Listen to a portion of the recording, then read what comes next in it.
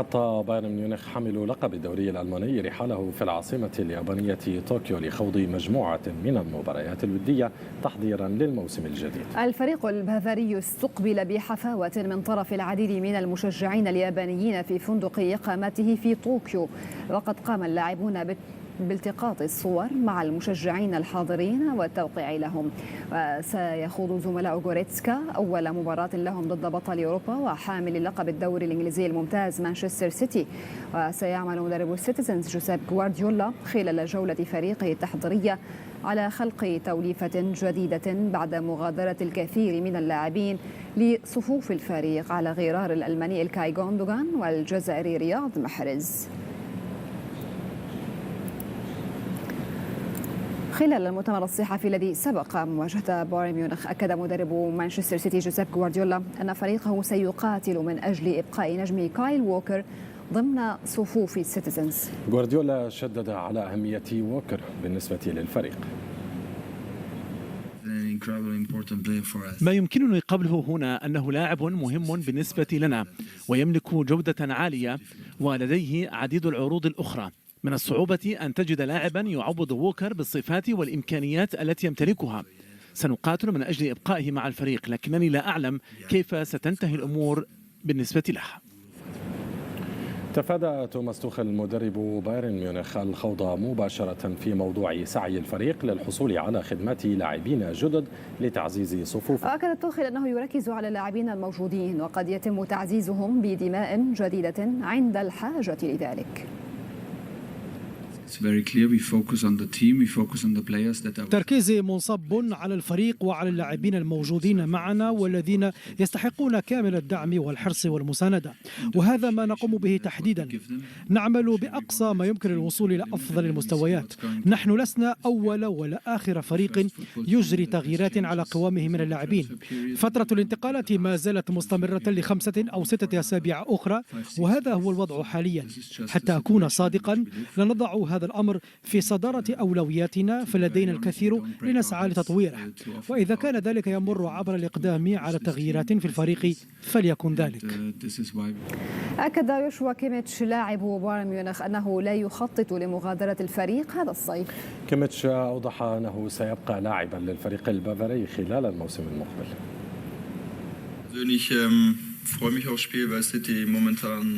أشعر بالرضا هنا وكل شيء على ما يرام.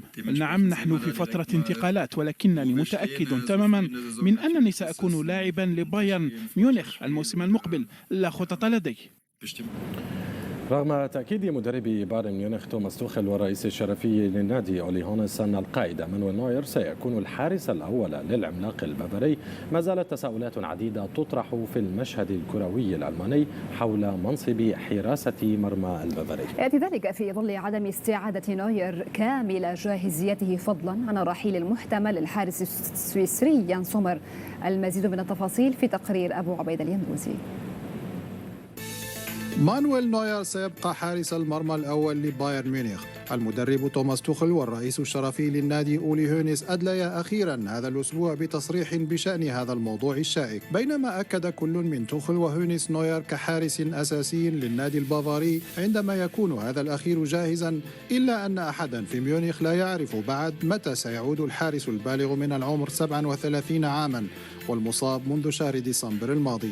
ولم يشارك نوير في المعسكر التدريبي للبايرن على ضفاف بحيرة تيغرن القريبة من العاصمة البافارية ميونخ، كما لم يرافق الفريق في رحلته الآسيوية إلى العاصمة اليابانية طوكيو. واستبعد المدرب توخل مشاركة نوير في مباراة كأس السوبر ضد لايبزيغ في 12 من شهر أغسطس المقبل، وفي مباراة البوندسليغا الأولى للبايرن ضد بريمن أسبوعا بعد ذلك. ورغم ضبابية حالة مانويل نوير الصحية وجاهزيته، إلا أن أولي هونيس أكد عدم رغبة إدارة النادي في استقدام حارس مرمى بديل لنوير. مشكلة حراسة المرمى في ميونخ ستستمر في الأسابيع المقبلة على الأقل، رغم تأكيد إدارة النادي لأحقية مانويل نوير كحارس أول، شرط أن يكون جاهزا بدنيا، وهنا تكمن المشكلة. ويبقى سؤال مهم آخر يحتاج إلى جواب، وهو ما مصير الحارس الحالي يان زومر عند عودة نوير. فزومر يملك في عقده مع البايرن بوابة تمكنه من مغادرة ميونخ وقت ما شاء. ويعد إنتر ميلان الإيطالي الأكثر اهتماما حاليا بضم الحارس السويسري الذي انتقل في يناير الماضي من مونشنغلادباخ إلى ميونخ بديلا لمانويل نوير المصاب. وفيما لم يتحدد مصير يان زومر بعد، اتفقت إدارة البايرن مع نظيرتها في شتوتغارت على عقد إعارة لموسم واحد لحارس البايرن الآخر العائد من إعارة لنادي موناكو الفرنسي ألكسندر نوبل. وكان هذا الأخير رفض عرض شراء تفضله إدارة ميونخ من نادي ليدز يونايتد الإنجليزي بحجة عدم رغبة نوبل للعب في دوري الدرجة الثانية الإنجليزي. وسيبقى موضوع حراسة مرمى البايرن ورشة مفتوحة ومادة دسمة للتكهنات ومرتبطا بشكل كبير بجاهزية الحارس المصاب منذ يناير الماضي مانويل نوير. أبو عبيد اليندوزي، بين سبورتس، دوسلدورف. أعلن نادي نوتنغهام فورست رسميا تعاقده مع السويدي أنتوني إلانغا لمدة 5 سنوات قادما من مانشستر يونايتد. اللاعب البالغ 21 عاما بدأ بلفت الأنظار منذ وصوله إلى أكاديمية مانشستر يونايتد عام 2014 وحصل على جائزة أفضل لاعب مع شباب اليونايتد عام 2020 قبل أن يتألق في ظهوره مع الفريق الأول في 2021 مسجلا 4 أهداف ومساهما في 4 أخرى. كما لعب بقميص منتخب بلاده 12 مباراة وسجل خلالها 3 أهداف. وسيبدأ الشاب السويدي رحلة جديدة مع نوتنغهام ستمتد حتى صيف 2028.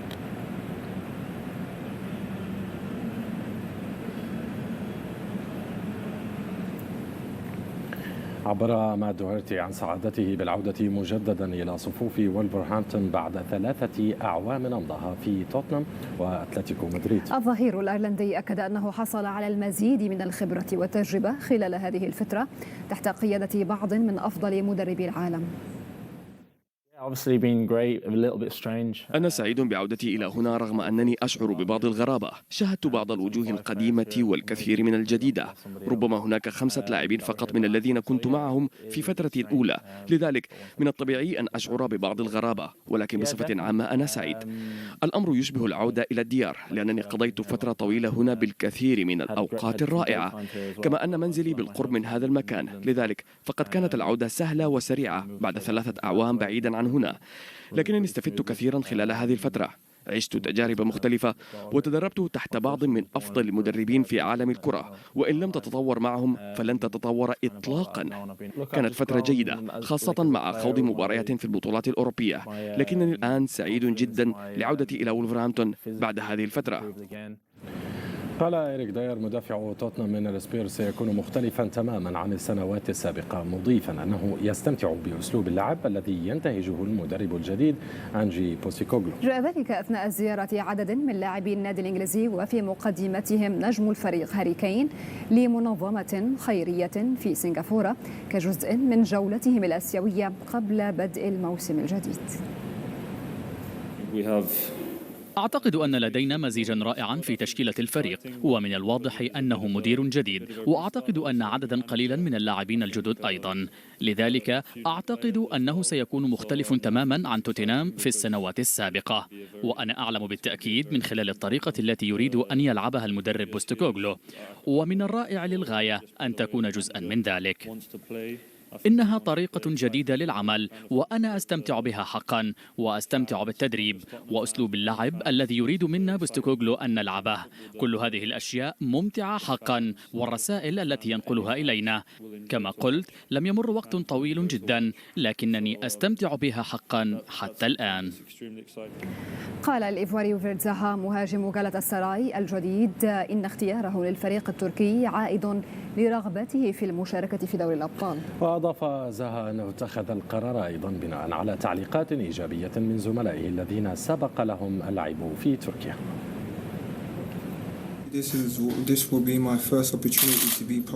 ستكون أول فرصة لي للعب في دوري الأبطال، وهذا الأمر كان حاسما في اختياري. سأقدم أفضل ما لدي لمساعدة فريقي على تحقيق الألقاب والذهاب لأبعد مدى في البطولات. لقد تواصلت مع أصدقاء كثر للحسم في اختيار غالاتا سراي، خصوصا باتريك فان أنهولت وديدي دروغبا اللذين حفزاني على قبول العرض وبداية تجربة جديدة. قام مارسيليا خلال فترة الانتقالات الحالية بانتدابات نوعية، وذلك بالتعاقد مع لاعبين يمتلكون تجربة كبيرة تحسبا للموسم المقبل. التفاصيل في تقرير مراسلنا نسيم طالبي من مارسيليا. ميركاتو ناجح هو الانطباع العام في مارسيليا بشأن التعاقدات التي أبرمها الأولمبيك لحد الساعة. بابلو لونغوريا الرئيس الإسباني للنادي الجنوبي الفرنسي والذي يحظى بشعبية معتبرة لدى الأنصار، يبدو أنه يسير في الطريق السليم لكسب مزيد من الإجماع الجماهيري المارسيلي بشأنه. التعاقدات مع لاعبين يملكون تجربة كبيرة على غرار جوفري كوندوغبيا وبيير إمريك أوباميونغ، بالإضافة إلى رونان لودي وإسماعيل سار، اعتبرت بالإيجابية بالنظر إلى قيمة هؤلاء اللاعبين في ناد أصبح قبلة للاعبين البارزين منذ مواسم من أمثال أليكسيس سانشيز. الإدارة المارسيلية وفي انتظار الحسم في مستقبل المهاجم تشيلي تخلت في المقابل عن النجم الأسبق للفريق ديمتري بايت في خطوة منها لإزاحة أي شائبة قد تعكر مسار الفريق داخليا هذا الموسم. ما يجعل ميركاتو مارسيليا صعبا هو أن الإدارة مطالبة بتدعيم الفريق دون معرفة أي منافسة سيخوضها النادي شهر سبتمبر، دوري الأبطال أو اليوروبا ليج. في كل الأحوال هي مطالبة بتدعيم الفريق تحسبا للأدوار التمهيدية. المشروع المارسيلي الجديد سيكون أيضا فنيا بعد التعاقد مع المدرب الإسباني مارسيلينو صاحب المنهجية الكروية الجريئة والهجومية. التعامل مع المعطيات الفنية الجديدة التي سيفرضها المدرب الأسبق لفالنسيا قد يدفع بالإدارة المارسيلية للبحث عن لاعبين جدد خلال هذا الميركاتو والتخلي عن آخرين لم يقنعوا بالشكل الكافي تحت قيادة المدرب الأسبق إيغور تيودور. النشاط المبكر للأولمبيك في الميركاتو يدخل في إطار تدعيم الفريق بصورة فعلية قبل خوض الدور الثالث التمهيدي من دوري الأبطال، حيث ومن المنتظر أن يواجه الأولمبيون إما باناتينايكوس اليوناني أو دينيبرو الأوكراني. نسيم طالبي، بين سبورتس، من داخل ملعب الفيلودروم، مارسيليا. قدم ريال بيتيس 3 لاعبين من صفقاته الأخيرة، وهم مارك روكا وأيوثي بيريث وإكتور بيرين، حيث يقوم المدير الرياضي للنادي رامون بلانس بعمل رائع في تقديم التعزيزات للموسم الجديد. الحقيقة هي أنني قررت المجيء إلى هنا لحظة مغادرتي، لم يكن ذلك ممكنا في ذلك الوقت، وأنا أقدر ثقة برشلونة وسبورتينغ، لطالما حلمت باللعب في الكامب نو وكان ذلك حقيقيا. لقد كان الأمر صعبا، لم يكن لدي هذه التجربة من قبل في مسيرتي المهنية، لكنه كان عملا مستمرا جعلني أصل إلى هنا أقوى وأكثر تحفيزا من أي وقت مضى.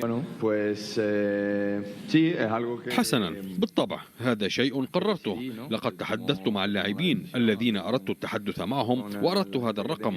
إنه قرار اتخذته. أشعر بالأهمية والمسؤولية الآن لارتداء هذا الرقم. هذا هو سبب وجودي هنا، ليس فقط من أجل الرقم ولكن من أجل العمل وما يتوقعونه مني. أنا طموح جدا لحظة وصولي إلى هنا. أعتقد أننا جميعا قد أوضحنا أننا نريد أن نخطو خطوة إلى الأمام. أشعر بالجاهزية بعد سنواتي التي قضيتها في ألمانيا وإنجلترا، كما أطمح لمساعدة الفريق وجعله يحقق جميع الأهداف. وبعد عودة الأندية الإسبانية للتدريبات تحضيرا للموسم الجديد، برزت بعض المشكلات بين بعض اللاعبين وأنديتهم. صحيح أسيا، هذه المشكلات منها ما كان متوقعا ومنها ما برز لأسباب مالية. مراسلنا الحسن سالم يحمل المزيد من التفاصيل. مع إطلالة الشهر الجاري عادت كل الأندية الإسبانية لنشاطاتها تحضيرا للموسم الكروي الجديد 2023-2024. ومع بداية التحضيرات برزت إلى الوجود مسائل ومشاكل عالقة عاشتها بعض الأندية الإسبانية، وتسعى ذات الأندية إلى إيجاد حلول لها قبل بدء المباريات. أتلتيكو مدريد وبعد عودة جواو فيليش من تشيلسي ها هي الأوضاع تتأزم مجددا بين اللاعب البرتغالي والنادي، وهو ما تبين في تدريبات الفريق في معسكره المحلي تلتها تصريحات للاعب عن رغبته المغادرة إلى برشلونة، وهو نفس ما يريده النادي شريطة ألا يتم ذلك من دون مقابل. ما لا يمكن أن يفعله أتلتيكو مدريد هو أن يغادر هذا اللاعب مجانا، خاصة وأنه جدد عقده هذه السنة والنادي لن يستغني عنه من دون مقابل، كما أنه لن يقبل أن يطالبه ناد آخر بأن يدفع أتلتيكو راتبه مثل ما حدث مع تشيلسي. من جهته فالنسيا يريد الاستغناء عن مهاجمه كافاني الذي لا زال يربطه عقد بفريق باراخا يمتد إلى نهاية هذا الموسم. نادي فالنسيا الذي يعاني من مشاكل مادية ومؤسساتية مزمنة يتطلع لمغادرة الأوروغواياني اليوم قبل الغد من دون سداد المبالغ المستحقة قانونا عن راتب اللاعب لهذا الموسم، وهو ما يرفضه إديسون كافاني. لم يكن ضمن المجموعة المتجهة إلى سويسرا رغبة من النادي في إفادة اللاعب أن الباب مفتوح أمامه وأن لا مكان في الفريق وسيقضي الموسم على الدكة والمدرجات وأن قيمته ستتراجع، ولكن اللاعب مرتبط بعقد له مع النادي لموسم آخر. مستجدات كافاني مع فالنسيا هو أن اللاعب يكون قد عرض على نادي الخفافيش قبض ما معدله 1.5 مليون يورو من راتبه والاستغناء عن الباقي من مجمل راتب يصل إلى 5.5 مليون يورو. معضلتا فالنسيا وأتلتيكو مدريد مع لاعبيهما مرشحتان للاستمرار لفترة أطول، فهل سيأتي الفرج قبل نهاية فترة سوق انتقالات الفترة الصيفية؟ حسن سالم، بإن سبورتس، مدريد.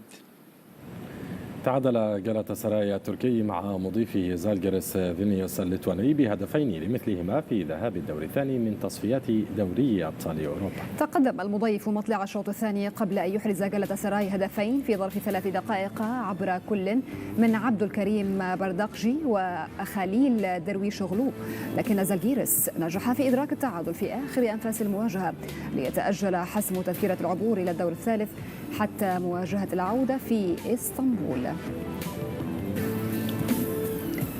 رفع الاتحاد الأوروبي لكرة القدم عقوبة الإيقاف التي كان قد فرضها على نادي أوساسونا ليسمح للنادي الإسباني بالمشاركة في دور المؤتمر الموسم المقبل. وذكر النادي الإسباني أن محكمة التحكيم الرياضي قبلت الطعن الذي تقدم به والذي جاء مدعوما بدلائل جديدة قدمها النادي، وأضاف أن اليويفا توصل لخلاصة مفادها أن أوساسونا كان ضحية أحداث مضى عليها نحو عقد من الزمن، وعليه فسيسمح له بالمشاركة في نسخة الموسم المقبل من البطولة الأوروبية، حيث سيكون حاضرا في قرعة المراحل الإقصائية التي ستسحب في 7 من شهر أغسطس المقبل.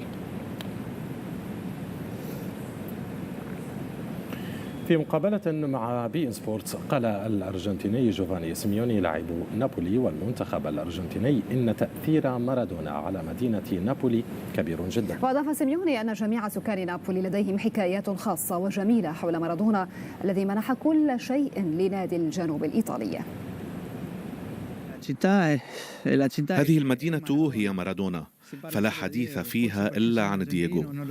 ربما لأنني أرجنتيني فأول سؤال يطرحونه علي هو عن مارادونا أو دييغو، فهناك قمصانه والرقم 10 الخاص به تجده في أي مكان هنا، فكل له قصته الخاصة المتعلقة بالأوقات التي عاشها في وجود مارادونا، وكلها أحاسيس وانطباعات وفرحة وأحداث لا تنسى.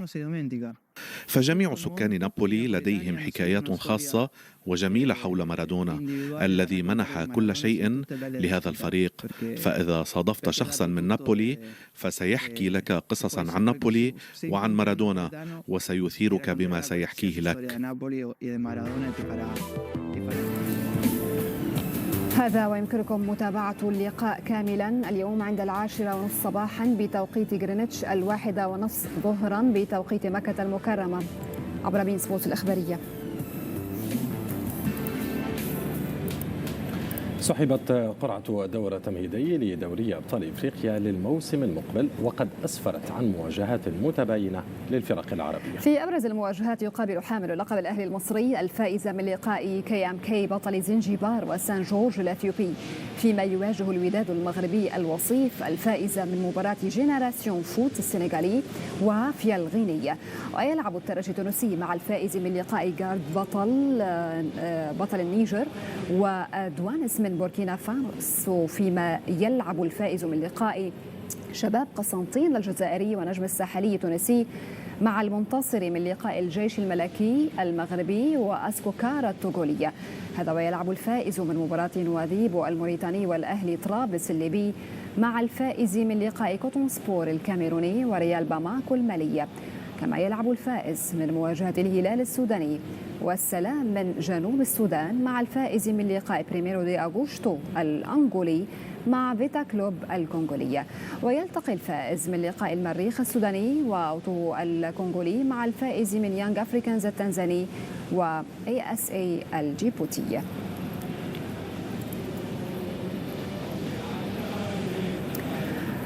قرر الاتحاد الأفريقي لكرة القدم منح المغرب شرف احتضان حفل جوائز الكاف للعام الثاني على التوالي.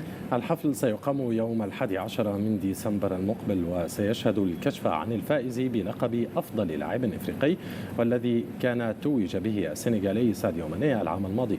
هذا وكانت العاصمة المغربية الرباط المدينة المستضيفة للحفل في السنة الفائتة، لكن الكاف كشف أن المدينة المستضيفة هذا العام وتوقيت الحفل سيتم الإعلان عنهما في وقت لاحق، وكذلك عن الأسماء المرشحة لجوائز الأفضل في القارة الإفريقية.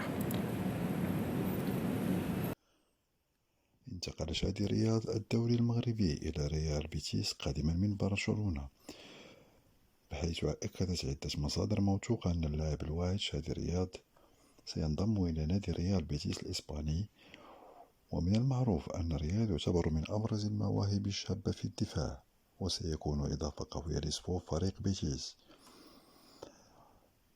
بعدة أندية إسبانية عبرت عن رغبتها في ضم اللاعب المغربي الذي يعد من أبرز المواهب الصاعدة في الكرة المغربية والإسبانية، ويتمتع شادي بمهارة فنية عالية وقدرة على العمل الدفاعي الجيد، مما جعله يحظى بتقدير كبير من قبل الكثير من المدربين واللاعبين في الدوري الإسباني.